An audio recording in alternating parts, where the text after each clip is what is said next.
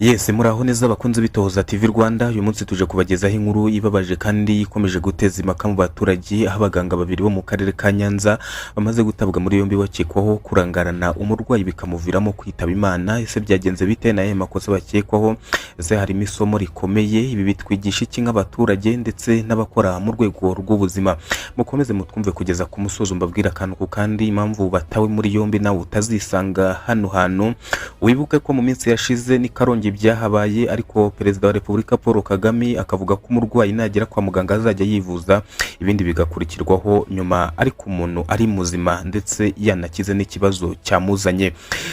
Twibuke twiyubaka, ubundi ndaje mu kanya mbagezeho inkuru irambuye.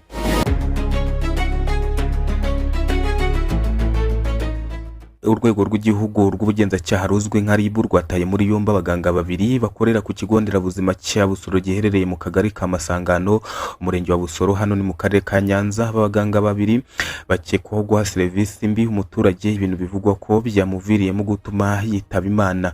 Amakuru aturukaho byabiri avuga ko hari umusore wari wagiye kwivuza kuri kiriya kigo nderabuzima, ariko aho kwakirwa ngo yitabweho nk'uko bikwiye, abaganga bamwakiriye babonye ikibazo mu myirondoro ye ya mituweli. Bivugwa ko bamusabye kujya ku kagari kugira ngo ajye gukosoza ibyo bibazo byagaragaye muri sisitemu ya mituweli. Uwo musore yahise ajya ku kagari, ariko agezeyo asanga abashinzwe kubikemura badahari. Ni mu gihe yari atangiye kuremba cyane, yahisemo kwisubirira mu rugo. Nyuma y'iminsi mike gusa uwo musore yahise yitaba Imana. Ibintu byateje impaka nyinshi mu baturage, bibaza uburyo umuntu ajya kwivuza ashobora kubura ubufasha bitewe n'ibibazo bya sisitemu aribo babisizeho. Amakuru amaze kumenyekana, inzego zibishinzwe zahise zitangira iperereza, maze abo baganga bakekwaho gutanga serivisi mbi uko bikwiye batabwa muri yombi kugira ngo bakurikiranwe n'amategeko.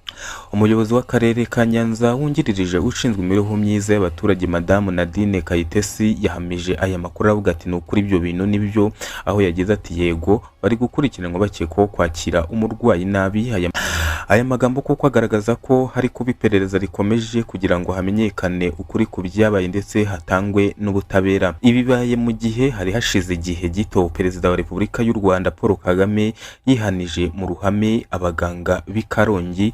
Abaganga nabo bari bakekwaho kwakira nabi umubyeyi wari wagiye kwivuza akaza gutaha atitaweho, nyuma akitaba Imana. Ibi byose bigaragaza ko ibibazo bya serivisi zitanoze mu rwego rw'ubuzima zikwiye gufatirwa ingamba zikomeye, kuko ubuzima bw'umuturage ari ingenzi kurusha ibindi byose.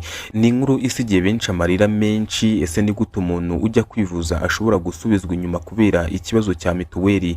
Ese koko ubuzima bw'umuntu bushobora gushyirwa ku ruhande kubera amakosa ya sisitemu? Ni ngombwa ko inzego z'ubuzima zirushaho kunoza serivisi zitangwa, ndetse n'abaganga bagashyira imbere ubuzima bw'umurwayi imbere ya byose. Buriya se ari we warwaye bakamurangarana yakwishima? Ibi bintu ntabwo ari byo rwose. Mwatubwira iki kuri iyi nkuru? Ese mubona ari amakosa y'abaganga cyangwa hari ibindi byakagombye gukosorwa muri sisitemu? Andika igitekerezo cyawe hasi muri komenti, ntibibagirwe gukanda like, share na subscribe ku Itohoza TV kugira ngo ujye ubona amakuru mashya kandi yizewe.